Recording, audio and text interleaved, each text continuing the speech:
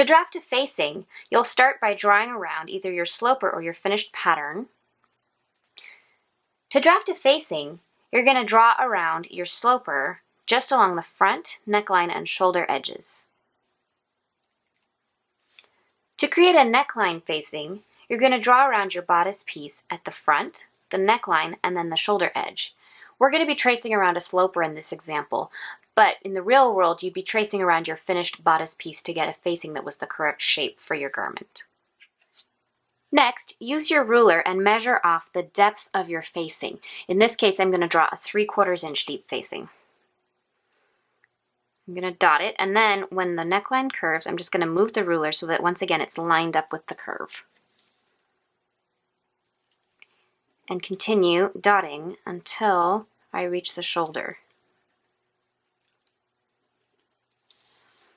At this point, you can connect your dots with a smooth line to create your facing stitch line.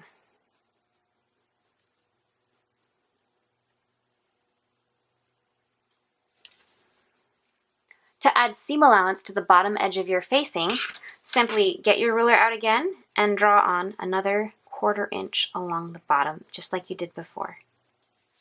Before you cut out your facing, it can be helpful to add any other seam allowances your pattern will need, such as along the neckline and the shoulder line. It's also a good idea to mark center front so that you know where that is. To create a matching back facing for your garment, the steps are exactly the same. You'll trace around the neckline, shoulder, and center back, and then draw in your facing line. Just make sure that the width of your facing at the shoulder is the same in the back as in the front. This Liberty Jane bib top has got some great examples of facings. If you look at the inside, there's a nice narrow facing along the back edge, and then in the front, there's a very deep facing to mimic the size of the bib on the front. A low neck facing is usually used on the back of garments whose front neckline is scooped or lower. This is so that when the garment is laid flat, you don't see the lining fabric behind the neckline, you see the facing fabric. To accomplish this, you draft a facing, but you make sure that the bottom of the facing is 1/4 to 1/2 inch lower than the front neck drop. Establish the width of your facing at the shoulder by matching it to the facing at the front. In this case, that's 3/4 inch. And then determine the depth of your back facing. Our front neck drop is 1.5 inches in this case, so we're going to do a full 2-inch back facing length.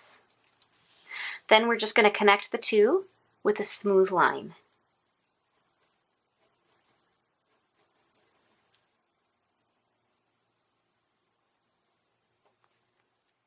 To complete your facing, add seam allowance, mark center back, and label your piece.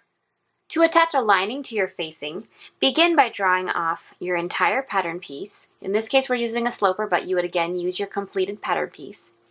Then use your ruler to mark off your facing depth. In this case, we're doing 3/4 inch. Cut out your entire pattern and slash along your facing line.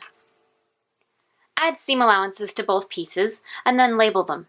As you can see, the top part becomes the facing and the bottom part is the lining. Here's an example of a lining hung from a facing in a partly finished garment. As you can see, the back facing lines up with the front facing at the shoulders, and the lining is sewn to the facing and will extend to the full width of the back. To create a button placket on the front or the back of your garment, start by tracing off your entire finished design. In this case, we're using a sloper. Then add half the width of your desired placket to the center front line. We're going to be doing a placket that's 1/2 inch wide in all, so I'm going to add 1/4 inch to the outside of the center front line.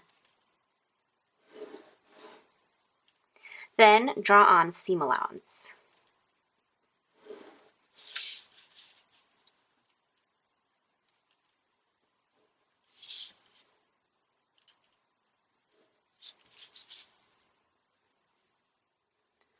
So here's our completed placket on the front of our pattern. At this point, to create the facing, you can either trace over your pattern, or in our case, we're going to cut it out and trace around it. So I've traced around my completed pattern here from the shoulder neckline down the entire center front and then across the waistline a little bit. At this point, I'm going to again mark off my seam allowance and then the depth of my placket to establish the center front line. Next, I'm going to measure off the depth of my facing along the neckline. We're going to do a 3/4 inch facing. To determine the depth of your placket along center front, simply double the width of the extension piece you added.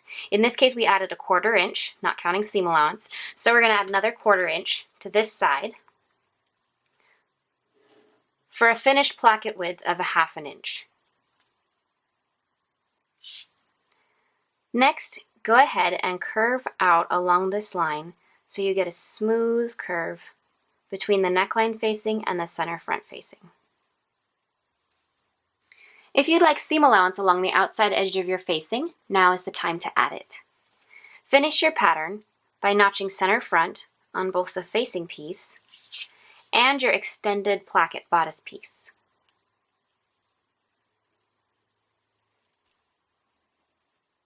Mount both the bodice piece and the facing on your exercise sheet. As a final note, if you're unsure about how wide to make your placket, a good rule of thumb is to double the width of a button you intend to use. So in this case, we're designing it for a 1/4 inch button, so our total placket width is 1/2 inch. To make a center front only placket without the neckline extension, trace around the front of your sloper, mark off center front, and then trace off the depth of the placket on each side of center front.